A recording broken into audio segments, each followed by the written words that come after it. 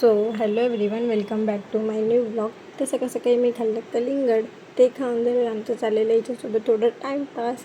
आम्ही इथं झोक्यावर बसून झोका झुलत होतो. मग ते करून झाल्यावर आम्ही केला नाश्ता वगैरे. ते करून झाल्यावर आम्ही गेलो खाली असंच राऊंड मारायला. मग तिथून आम्ही दुपारून निघालेलो रोहा स्टेशनला, कारण यायचं होतं परत मुलुंडला. तर तिथून मी, आतू आणि मामा आम्ही तिकडे गेलो स्कूटीवर रोहा स्टेशनला. तिथून पकडायची होती आम्हाला ट्रेनमध्ये थोडीफार गर्दी होतीच.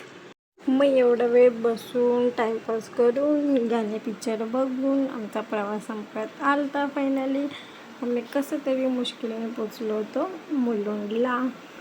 पोचायला तर थोडा टाईम लागलाच, पण पोचलोच आम्ही.